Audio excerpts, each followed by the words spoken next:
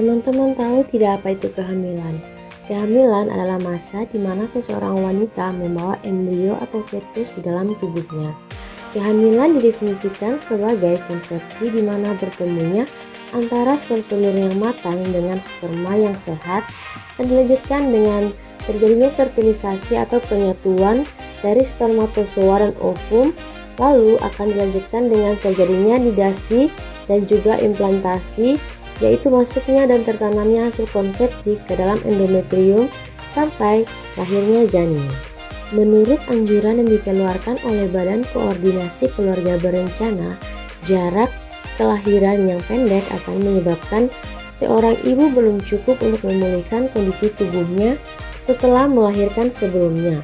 Nah, teman-teman, ini merupakan salah satu faktor penyebab kelemahan dan kematian ibu serta bayi yang dilahirkan, di mana bahwa risiko proses diproduksi dapat ditekankan apabila jarak minimal antara kelahirannya itu 2 tahun.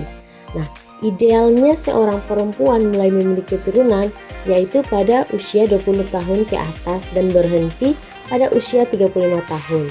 Nah, itu disebabkan tidak heran jika selama 20 tahun di Indonesia dikenal sebuah rumus kependudukan 2/5/3 yang artinya setiap pasangan diharapkan untuk memiliki 2 anak sehingga badan ibu siap untuk menerima janin kembali tanpa harus menghabiskan cadangan zat besi pada usia 35 tahun. Pengaturan jarak kehamilan atau jarak kelahiran yang baik minimal 2 tahun menjadi penting untuk diperhatikan oleh masyarakat. Nah, penentuan jarak kehamilan adalah upaya untuk menetapkan atau memberi batasan sela antara kehamilan yang lalu dengan kehamilan yang akan datang. Nah, pengaturan jarak kehamilan yaitu salah satu usaha agar pasangan dapat lebih menerima dan siap untuk memiliki anak. Nah, kejadian kehamilan tidak diinginkan pada jarak kehamilan yang kurang dari 3 tahun masih termasuk tinggi. Secara medis, jarak kehamilan yang aman antara satu dengan yang lain minimal 32 bulan.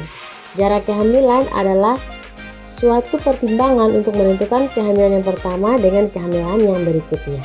Nah, teman-teman harus tahu apa itu 4T dalam kehamilan dengan risiko tinggi.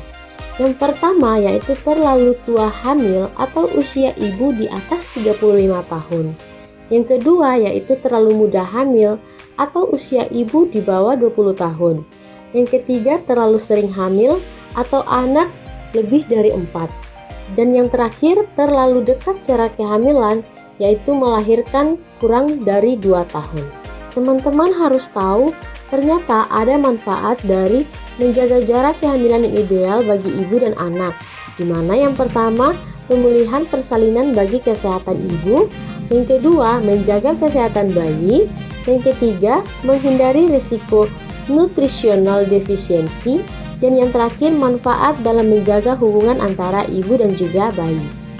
Nah, teman-teman, ternyata wanita yang melahirkan dengan jarak yang sangat berdekatan itu atau kurang dari 2 tahun akan mengalami banyak risiko.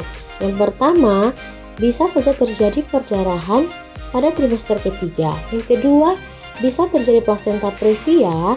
Yang ketiga, bisa terjadi anemia. Yang keempat, bisa terjadi ketuban pecah dini. Yang kelima, bisa terjadi endometriosis pada masa nifas.